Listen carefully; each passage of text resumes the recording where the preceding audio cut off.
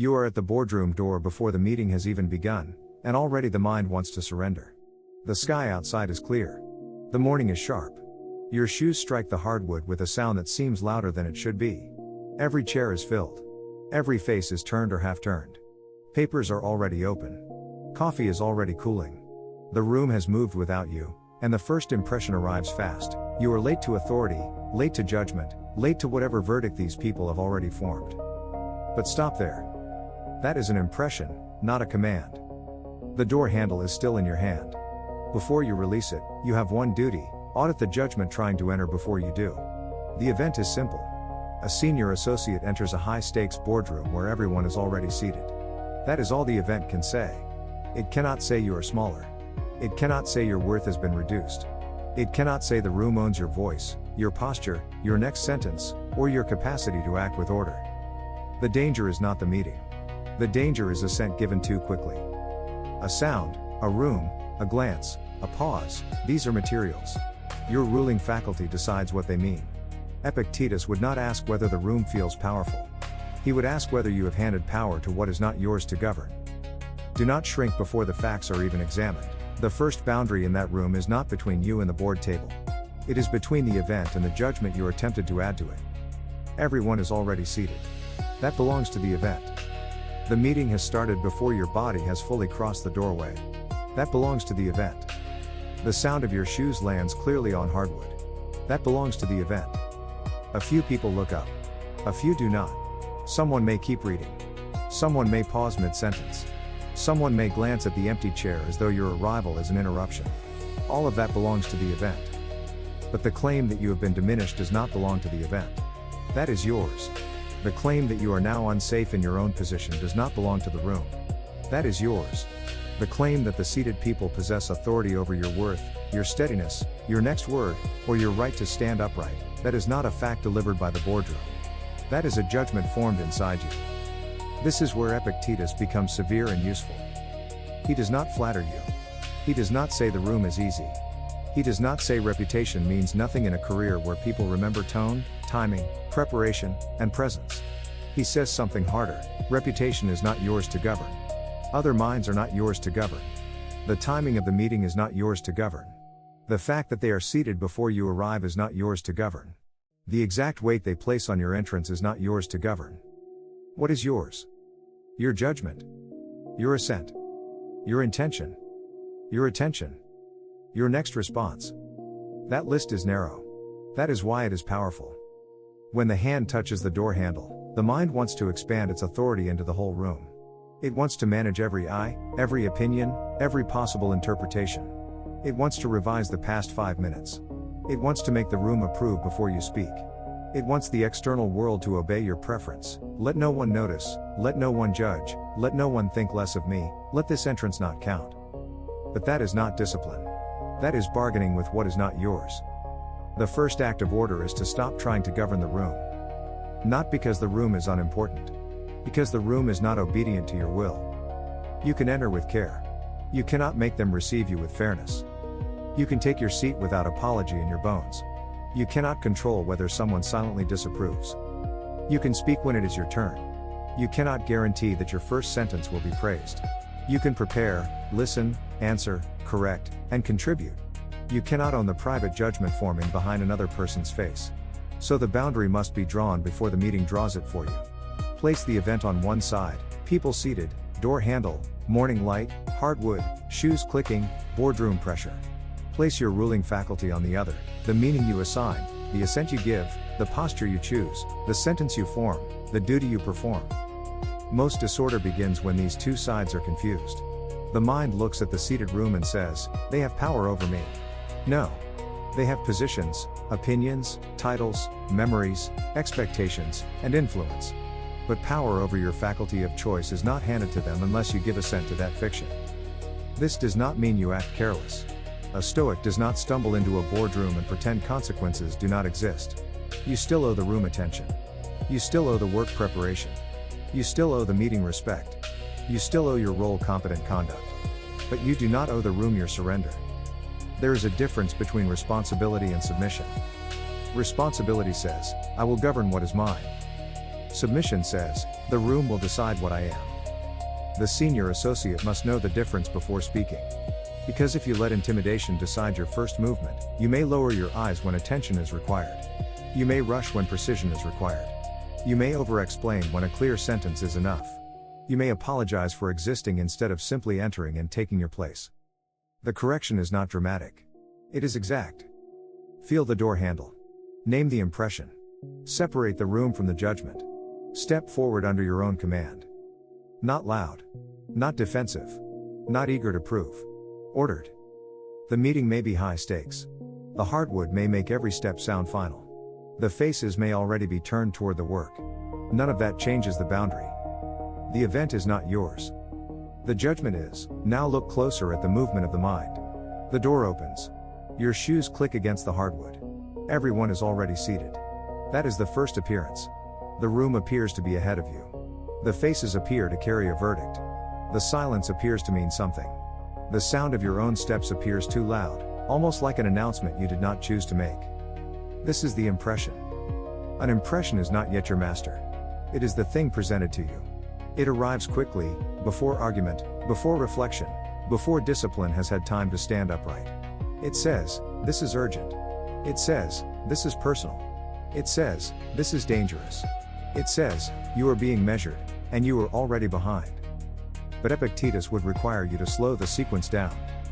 First comes the event. Then comes the impression. Then comes the judgment. Then comes assent. Most people collapse all four into one instant. They enter the boardroom and think the room made them shrink. It did not. The room presented material. The mind added meaning. Then the mind agreed with that meaning. Then the body obeyed. That is the chain you must audit. The event, entering a meeting where everyone is already seated. The impression, this entrance is threatening. The judgment, their seated posture has authority over my worth and response. The assent, I will now move, speak, pause, or refuse as though that judgment is true. Once assent is given, conduct follows. This is why the smallest inward agreement matters. A man does not need to announce, I have surrendered my faculty of choice. He only needs to let the impression select his next action for him. You see it in the boardroom. The associate reaches for the chair too quickly. He speaks too softly, then overcorrects and speaks too much. He apologizes when no apology is required. He offers a nervous explanation before anyone has asked. He reads hostility into a neutral glance. He treats the room as if it has already condemned him, and then he begins acting like someone condemned. The meeting did not do all of that. Assent did. This is severe, but it is also liberating. Because if the danger is not located entirely in the room, then the correction is not dependent on the room changing. The seated people do not need to become warmer before you regain order. The hardwood does not need to become silent. The stakes do not need to become lower. Your title does not need to become higher. You do not need the room to approve your entrance before you can enter with discipline. You need to stop consenting to the wrong judgment. The impression says, they are already seated, so I am diminished. Answer, you are an impression, not the whole truth. The impression says, their attention gives them power over me. Answer, their attention is external. My response is mine. The impression says, I must shrink to stay safe. Answer, shrinking is not safety. It is assent without examination. This is not pretending. You are not denying pressure. You are identifying it correctly. The sound of shoes on hardwood can press the mind. A high-stakes boardroom can sharpen self-consciousness. A clear morning can make the room feel even more exposed, because there is no fog, no noise, no distraction to hide behind. But pressure is not proof. Intensity is not instruction. A strong impression is still only an impression. The door handle trains you because it gives the mind one concrete point before the room takes over. Feel it. Hold for one breath. Not to delay. To examine. The hand knows what the mind is tempted to forget. Contact comes before performance. Grip comes before display. Choice comes before conduct. Before you release the handle, name the sentence trying to govern you. They are seated, therefore I am smaller. Now examine it. Is it true? No. They are seated. That is true. You are smaller. That is added. They have authority over the agenda. Perhaps. They have authority over your worth. No. They may influence your career. Yes. They govern your faculty of choice. No. The meeting may affect outcomes. Yes. It does not decide whether you act with clarity, restraint, and duty. That is the work, not to silence every impression, but to refuse the ones that claim more than they know. The room may judge your work. Let it. The room may notice your entrance. Let it. The room may misread your pause. Let it. But do not let an unexamined impression borrow the voice of truth. Do not let a feeling of intimidation become a law. Do not let the desire to shrink decide what your role requires. You enter as a senior associate, not as a beggar for approval, not as a performer begging the room to soften. You enter as someone responsible for judgment, assent, intention, attention, and the next response. The mind will still feel the pressure. Good.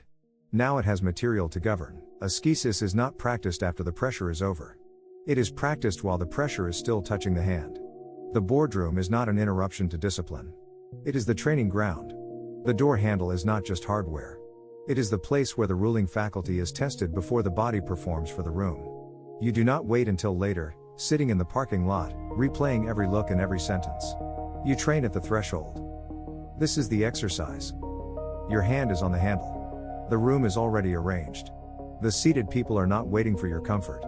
The hardwood has already announced your steps. The mind begins its old movement: tighten, shrink, apologize inwardly, make yourself smaller before anyone has even required it. Stop. Not forever. Not for a dramatic pause. Just long enough to prevent false assent. Say inwardly, this is an impression. That sentence is the first drill. It breaks the spell. The impression wants to enter as reality. It wants to say, this room has judged you. You answer, no. A room is present. A judgment is being proposed. Then the second drill, divide. What is not yours? The fact that everyone is seated. The timing. Their prior conversations. Their expectations. Their private opinions. The reputation you may have carried into the room. The memory of your last mistake. The possibility that someone is annoyed. The possibility that someone is not thinking about you at all. What is yours? Your pace. Your eyes. Your breath. Your attention. Your first sentence if one is required. Your silence if silence is proper. Your willingness to take your seat without making the moment bigger than it is. This division must become physical. Do not leave it as an idea. Feel the door handle. Release it deliberately. Step in. Let the shoes click. Do not fight the sound. Do not make it a verdict. It is just sound. Put one foot where it belongs. Then the next. If someone looks at you, do not decorate the look with a story. If no one looks at you, do not decorate that either. This is ascesis, refusing to add unnecessary meaning while still performing necessary duty. The third drill is restraint. The intimidated mind wants to spend words as payment for acceptance. It wants to say too much. It wants to explain the entrance, soften the entrance, apologize for the entrance, prove the entrance harmless. But the disciplined mind knows that not every pressure deserves speech. If a greeting is proper, give a simple greeting. Good morning. If the meeting is underway, take the chair quietly. If someone asks a direct question, answer the question. Not the fear behind the question. Not the imaginary accusation inside the room. The question. A Stoic professional does not confuse composure with coldness. You are not entering like stone. You are entering like someone who knows the difference between conduct and performance. You can be respectful without being submissive. You can be alert without being nervous. You can care about the work without turning the room into the judge of your soul. The fourth drill is role. You are not there to manage your image minute by minute. You are there to fulfill the function assigned to you by role, preparation, and circumstance. Senior associate means something practical. Listen accurately. Speak when needed. Bring the relevant detail. Admit what you do not know without theatrics. Correct what must be corrected. Support the work without begging for status. Role protects the mind from vanity and fear because role asks a cleaner question. What is required here? Not, how do I appear? Not, do they approve of me? Not, did my entrance damage my standing? What is required here? That question returns responsibility to the governable place. The fifth drill is repetition. You do not perform this once and declare yourself free. The mind will try again when a senior partner frowns. It will try again when a document slides across the table. It will try again when your name is mentioned. It will try again when the room goes quiet after you speak. Each time, repeat the same work. Impression. Boundary. Assent. Action. Impression. This silence means I failed.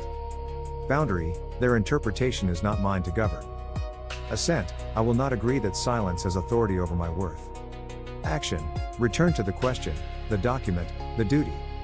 This is not complicated.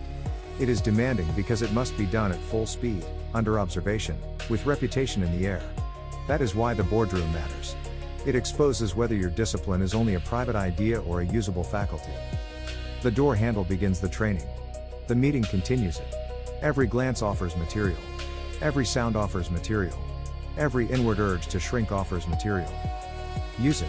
Conduct is where philosophy stops being a private rehearsal and becomes visible. You can audit the impression at the door. You can divide what is yours from what is not yours. You can refuse the false judgment that the room owns your worth. But none of that matters if your next action becomes careless, vain, timid, or theatrical. The point is not to feel superior to the boardroom. The point is to perform your duty inside it. This is where responsibility returns. A senior associate entering a high-stakes meeting does not have the luxury of turning inward forever. The work is not, how do I keep myself comfortable? The work is, what does this role require from me now? That question cuts through intimidation. It also cuts through ego. Because both fear and vanity are obsessed with the same object, the self under observation.